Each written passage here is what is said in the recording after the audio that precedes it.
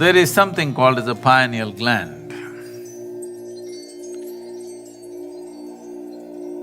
Various aspects of yoga or sadhana of yoga is to move it little down, south, it's called, moving it south. This is the symbolism of Shiva turning south because his third eye moved south. What was up here came down between the two eyes.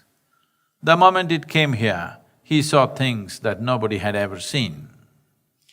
Now, if this happens in a certain way, the secretions of the pineal, which in yoga is referred to as amrit or amrita or amritam probably in Sanskrit, this amritam either can be taken into the system to strengthen the system and increase or extend the longevity of the system. Or this amrita can be taken to create blissfulness in the system, like a drug. It can just blow you away. Or you can use this amrita to enhance your perception that you can become like thin air because everything that is here passes through you. Right now, air passes only through your nostrils and you know if it doesn't pass, you're gone. If this air can pass through right across you, some of you might at some moment felt when you're very carefree and joyful, you stood in the breeze, it feels like breeze is passing through you. And you become 100% transparent.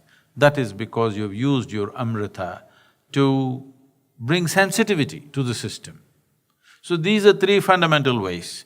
One is to strengthen the body, to make it like a rock, which will give a certain longevity to that person, which is considered superhuman by most people, or to bring such a level of drunkenness and blissfulness within you that you don't care how long you live, or to make yourself like thin air, that your perception is super hyped because there is absolutely no resistance to the system. The same secretions of the pineal gland can be used in three different ways. This amrita or this secretion of the pineal gland will play the right kind of role in the system. When I say right, in my perception, only if it enhances your perception, it is right, because if you do not enhance your perception, your life doesn't get enhanced in any way. It only gets enhanced in somebody else's eyes. If you become like a rock, your experience of life may not change. It is just other people think you're fantastic. Well, we could have made a statue out of you and you would have been a rock. Anyway, we didn't need a human being to become like a rock.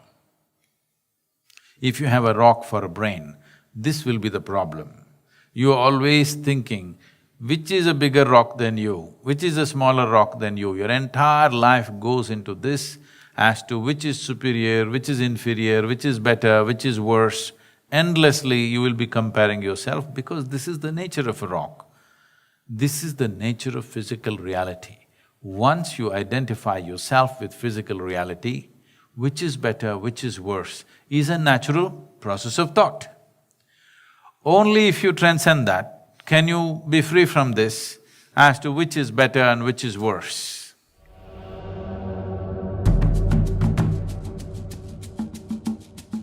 When one masters one's Mooladhara, which got referred to as Kaya Kalpa, you become like a rock. You want to make the body last for a millennia or more. When Swadhisthana sadhana is done, the burst of energy happens. One can deliver a god, but you may lose your body. If you bring any sound to Manipura without opening your mouth, the very body reverberates the sound. When one is dominant in their anahata, they start hearing things. A reasonably stable person can go crazy. The moment Vishuddhi is active, you become occult competent. Disembodied beings will naturally move towards you. Agna means there is clarity. The level of freedom it gives you is tremendous. The Sahasrar is total madness. The moment energy stirs Sahasrar, you drip ecstasy.